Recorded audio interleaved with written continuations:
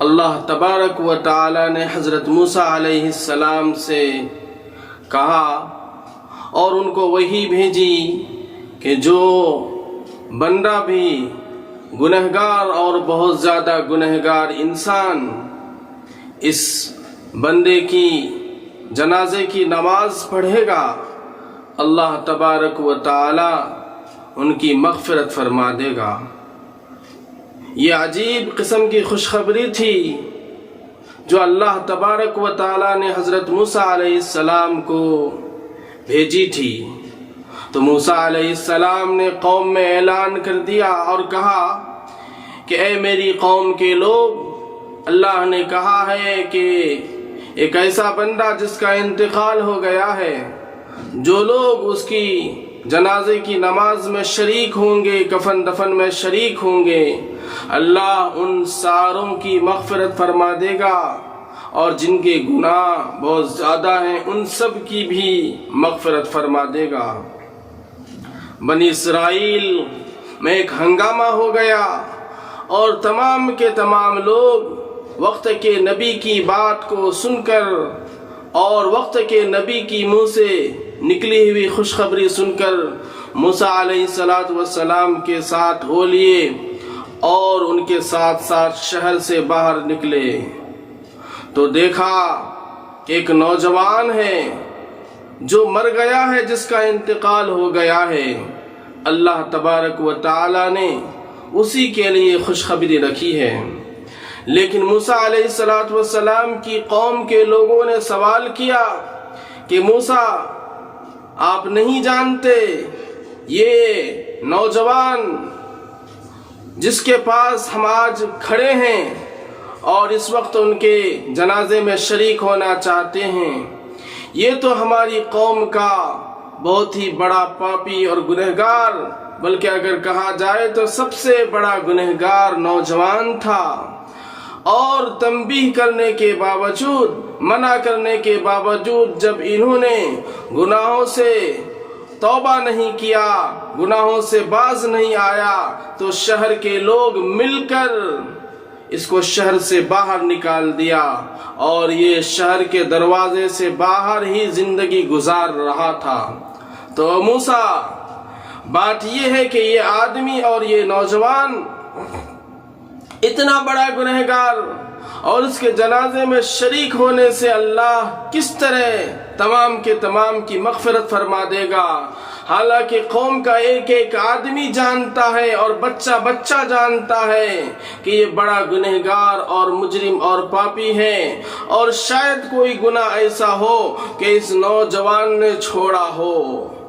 بہت مشہور گنہگار ہے، بڑا گنہگار ہے۔ تو اللہ تبارک و تعالی ایسے گنہگاروں کے لیے ایسے وعدے کیوں رکھ سکتے ہیں اور کیوں کر سکتے ہیں؟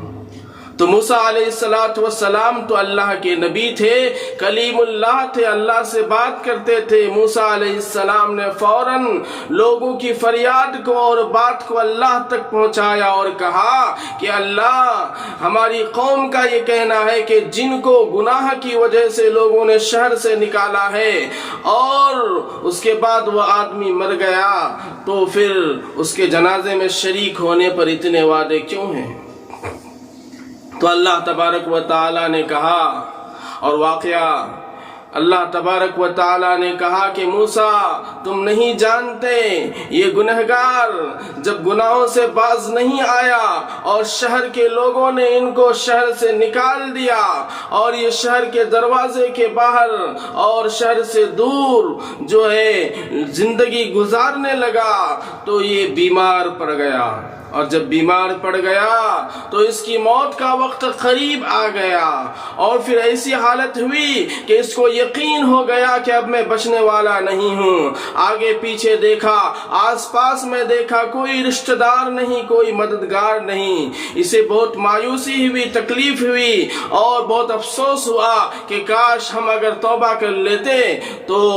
آج ہم قوم کے پاس رہتے اور میری جنازے کی نماز قوم کے لوگ ادا کیے ہوتے، اور مجھے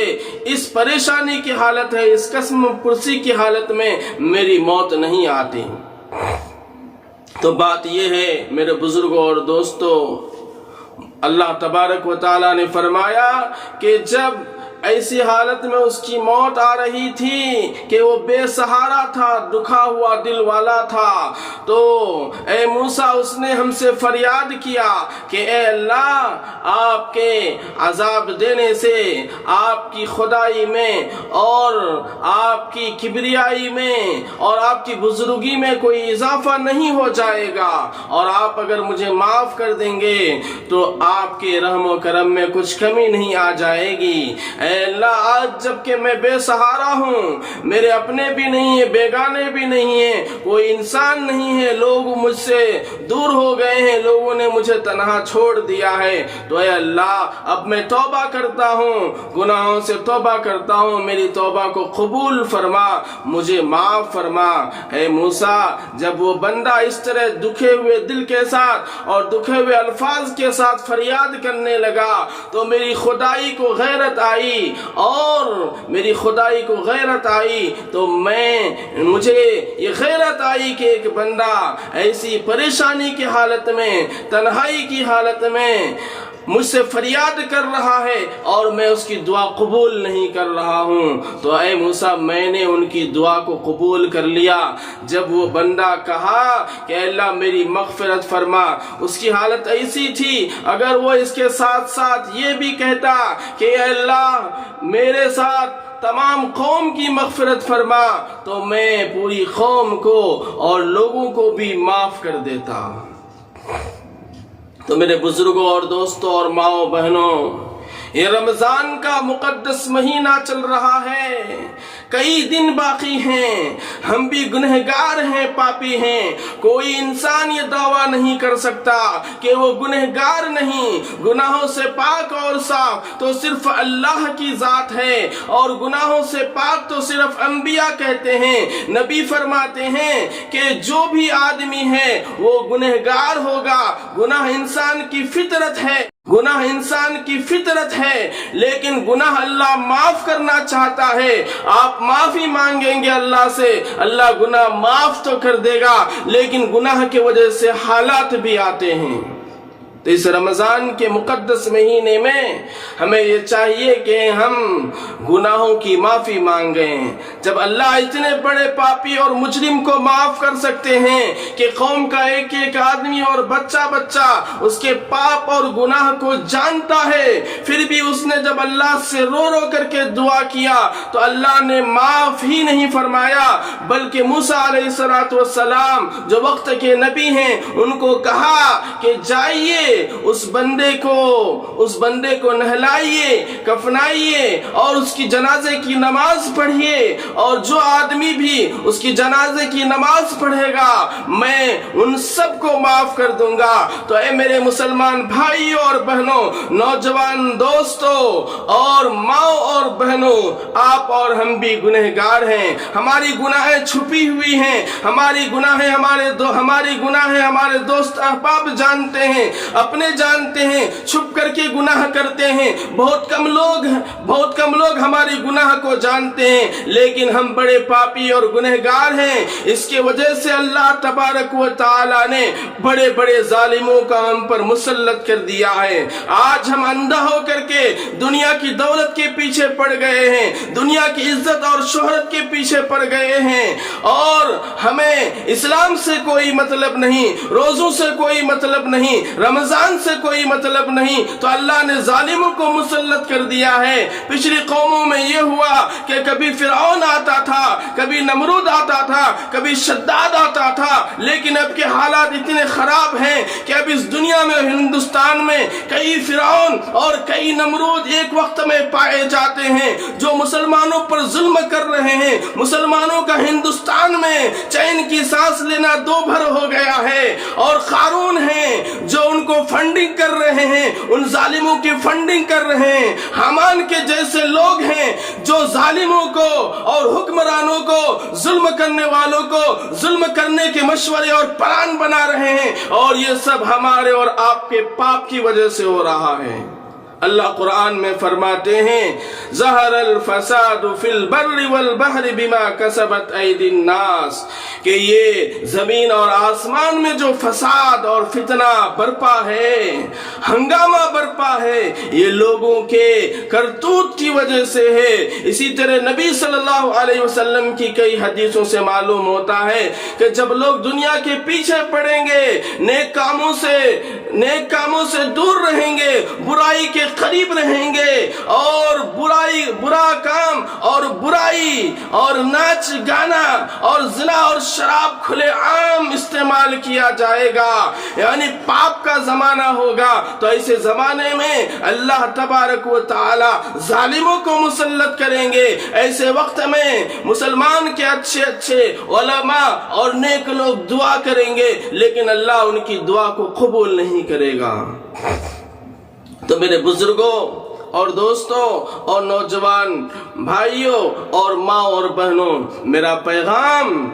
آخری وقتوں میں یہی ہے، رمضان کے جو آخری ایام ہیں، آپ اور ہم توبہ کریں، توبہ، نہیں تو حالات سخت ہوں گے۔ اور اگر توبہ کر لیں گے تو اللہ نے جس طرح اس بنی اسرائیل کے جوان کے توبہ کو قبول کیا، اللہ ہمارے توبہ کو بھی اللہ تبارک و تعالی،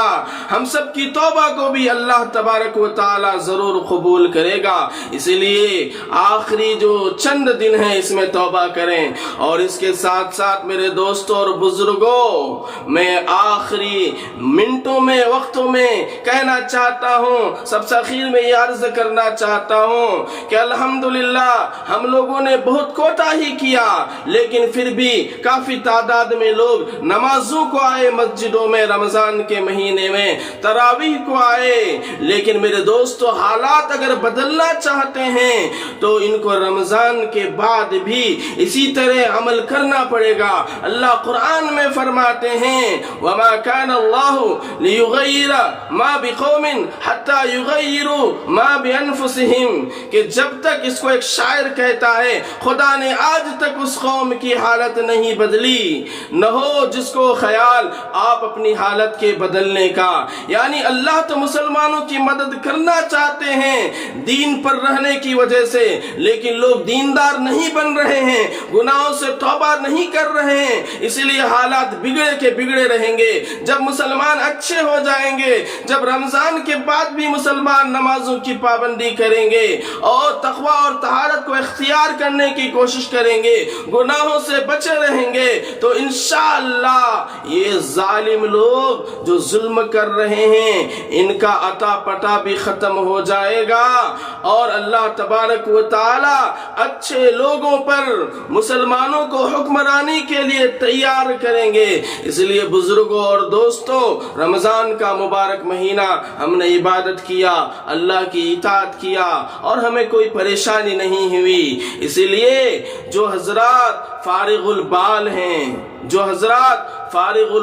اللہ نے ان کو اچھا نوازا ہے، رمضان کے بعد بھی ان کو چاہیے کہ پابندی کرے نمازوں کی۔ جو حضرات خود مختار ہیں، اللہ نے ان کو اپنا کاروبار عطا کیا ہے، تو اب مسجدوں میں نہیں آنا رمضان کے بعد کیا عذر ہے، کس وجہ سے وہ مسجدوں سے دور رہتے ہیں؟ اسی لیے رمضان کے آخری دنوں میں آپ توبہ کریں اللہ سے کہ جو رمضان میں کوتاہی ہو گئی ہے، اے اللہ اسے معاف فرما، اور رمضان کے آخری دنوں میں آپ اللہ کے سامنے پکا وعدہ کریں کہ انشاءاللہ رمضان کے بعد بھی ہم دیندار بنے رہیں گے، رمضان کے بعد بھی ہم مسجدوں کو آباد کریں گے، رمضان کے بعد بھی ہم تلاوتوں کو جاری رکھیں گے، رمضان کے بعد بھی ہم گناہوں سے بچنے کی کوشش کریں گے اور بچیں گے، رمضان کے بعد بھی جتنا ہو سکے اپنی حیثیت اور طاقت کے مطابق ہم صدقہ و خیرات کرتے رہیں گے۔ تو میرے بزرگوں اور دوستوں، جب ہمارے حالات بدل جائیں گے